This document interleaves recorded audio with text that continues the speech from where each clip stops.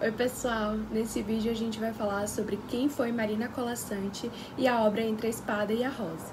Marina foi escritora, artista plástica, jornalista, publicou mais de 70 livros no Brasil e no exterior. As suas poesias, crônicas e contos de fadas conquistaram pessoas de todas as idades. Nascida na Eritreia, na África, em 1937, ela se mudou para o Brasil com os pais aos 11 anos, ganhou 9 vezes o Prêmio Jabuti, um dos principais prêmios literários do país, e também conquistou o Prêmio Machado de Assis, dado pela Academia Brasileira de Letras. É especialmente reconhecida por sua linguagem poética e reflexiva, muitas vezes explorando temas como a condição feminina, o amor, a solidão e o cotidiano. Um dos seus livros mais conhecidos é Eu Sei, Mas Não Devia, uma coletânea de microtextos poéticos e filosóficos que se tornaram bastante populares, especialmente em ambientes escolares e acadêmicos. Ela também é conhecida por seu compromisso com a arte e a cultura e por sua escrita marcada por um profundo senso estético e humano. Entre a Espada e a Rosa é um livro que brinca com as formas clássicas da fantasia, mas com um toque filosófico, simbólico e, por vezes, sombrio. Esse livro foi publicado pela primeira vez em 1986 e ainda atravessa o tempo com temas como vaidade, liberdade, desejo, assuntos que ainda ecoam nas nossas vidas mesmo décadas depois. E nesse vídeo aqui, nós iremos mergulhar conto por conto, desvendando as camadas por trás da narrativa, compreendendo suas metáforas e discutindo por que essas histórias ainda precisam ser contadas. É válido a gente dividir esses contos em vídeos diferentes para que o vídeo também não fique muito extenso e a gente possa fazer uma análise detalhada de cada um. Nesse primeiro vídeo nós vamos analisar A Dama do Leque, que é o conto que introduz essa obra. Era uma dama de kimono que vivia na superfície pregueada de um leque de papel. Não vivia sozinha. Pousada atrás dela, uma garça cravava a longa perna de coral na água de um lago, enquanto no canto esquerdo, outra garça voava. Sem chuva ou neve que viessem alterar a paisagem, sem frutos que substituíssem as flores do pessegueiro, a dama e suas garças pareciam paradas no tempo. Mas paradas não estavam. O tempo passava no leque, embora a seu modo, pois cada vez que seu dono, um velho mandarim, o fechava num estalo seco, fazia-se noite entre as dobraduras. A dama então dormia, dormiam as garças e até os nenúfares do lago pareciam repousar suas pétalas sobre a água. Somente o vulcão, ao fundo, continuava soltando um fio de fumaça. Bastava, porém, que o mandarim abrisse outra vez o leque para que todos despertassem. As pequenas ondas do lago brilhavam como se algum vento lhe chegasse das montanhas. Voava a garça sem sair do lugar.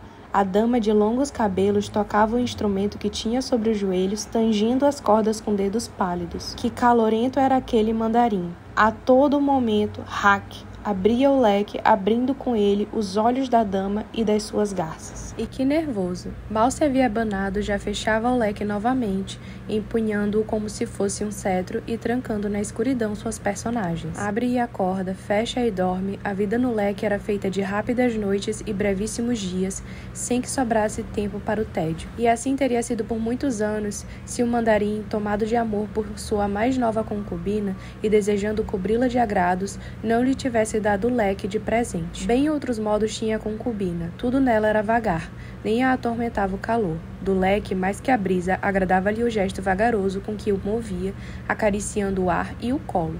Quase não o fechava. Por cima dele lançava olhares oblíquos. Atrás dele murmurava segredos aos ouvidos das outras concubinas, escondia sorrisos e muxoxos, e muitas vezes, repousando a mão sobre a mesa ou regaço, esquecia-se de fechá-lo. Com ela, os dias tornaram-se longos, às vezes longuíssimos para a dama de kimono.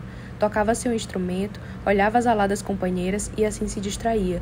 Porém as garças, sem nada para fazer, sem poder pescar, trançar ninho ou acasalar-se, começaram a achar o céu de papel cada vez mais limitado, a amplidão dele cada vez mais tentadora.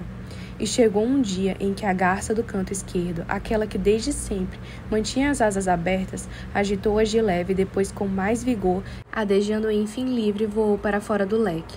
Durante aquele dia e os que seguiram, a dama esperou por ela tocando sua doce música, mas a garça não voltou, e o canto esquerdo do leque continuou vazio, sem que sequer uma marca desbotada lembrasse a antiga presença.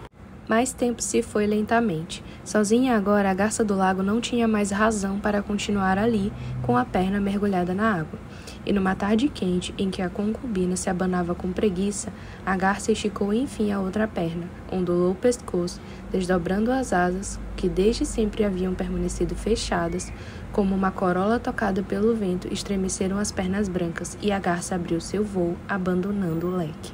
Sem um gesto, a dama viu partir a última amiga. Não chorou porque lágrimas não são permitidas em leques de papel, mas as mãos pálidas pararam de tanger as cordas, e o instrumento sobre seu colo emudeceu. Muitos e muitos anos de silêncio passaram depois disso. Muitas e muitas pessoas possuíram um leque, até que um dia, vasculhando na barraca de um antiquário de feira, um jovem artista o viu aberto entre as quinquilharias, e sua atenção foi atraída pela antiga delicadeza da dama de kimono. Faltava alguma coisa, talvez no desenho da paisagem, o papel estava maltratado. Mas eram tão leves as mãos sobre o instrumento, tão elegantes as pregas do kimono, que lhe parecia um lindo presente para dar à sua amada. Em casa, limpas as varetas, consertando o papel com pouca cola, o artista sentiu o desejo de acrescentar alguma coisa ao presente, enriquecê-lo com seu amor e talento.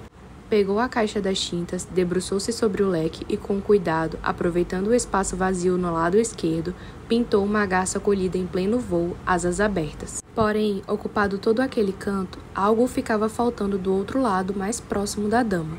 Mergulhou o pincel na tinta branca, tocou de leve a ponta em cor de rosa, e logo outra garça surgiu, asas fechadas, a perna de coral metida na água do lago. Sim, agora tinha um leque digno da sua amada, e havia ficado tão lindo que ela não quis guardá-lo fechado na gaveta.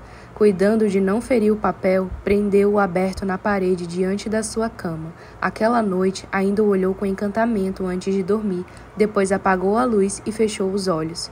Dorme a dona do leque, dorme a casa, mas na superfície de papel um vulcão fumega, enquanto uma dama de kimono toca para suas garças a suavíssima música de um instrumento de cordas. A Dama do Leque é uma narrativa curta e profundamente simbólica.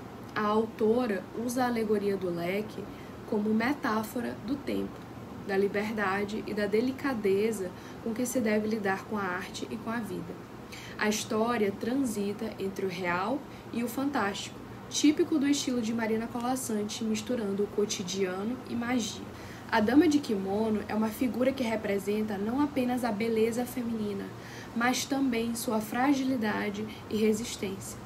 Presa em uma pintura, ela é manipulada pelo dono do leque, sendo forçada a despertar e adormecer por capricho. Isso reflete a forma sutil da condição da mulher ao longo da história, controlada, silenciada e esquecida. O velho mandarim representa o sujeito que usa as coisas e as pessoas conforme a sua própria conveniência. Ele se aborrece rápido, abusa do poder que tem, descarta o leque sem pensar nas vidas que simbolicamente ali existem. Já o jovem artista é o oposto, ele contempla, valoriza e resgata o que foi esquecido, devolvendo sentido e cuidado. O conto A Dama do Leque também é uma celebração da arte. O leque, uma peça artística, contém uma narrativa viva que só ganha sentido com a presença sensível do observador. Assim como o leitor dá vida à literatura, o jovem artista dá vida ao leque. A linguagem de Marina Colasanti é poética, sensorial, delicada, com o uso de figuras de linguagem como metáforas, personificações e onomatopeias, como o hack do leque se fechando. Tudo isso intensifica o tom lírico da narrativa e estimula a imaginação do leitor. A passagem do tempo no conto é subjetiva, ligada à abertura e ao fechamento do leque. Isso cria uma reflexão sobre como a nossa percepção do tempo depende das circunstâncias, das escolhas alheias e do nosso próprio lugar no mundo. Como a gente pode observar, o conto trabalha com um tempo psicológico e simbólico que não segue uma cronologia linear. Dentro do leque, o tempo é fragmentado, dependendo da ação do dono. Abrir e fechar o leque define o dia e a noite. O tempo ali não avançava, mas oscilava entre presença e ausência de luz, vida e sono. A grande virada ocorre quando o leque é esquecido e o tempo se congela. A narrativa é conduzida por um narrador onisciente que observa, inclusive, os sentimentos e intenções dos personagens, como o tédio do mandarim, a delicadeza da dama e o olhar curioso do jovem artista.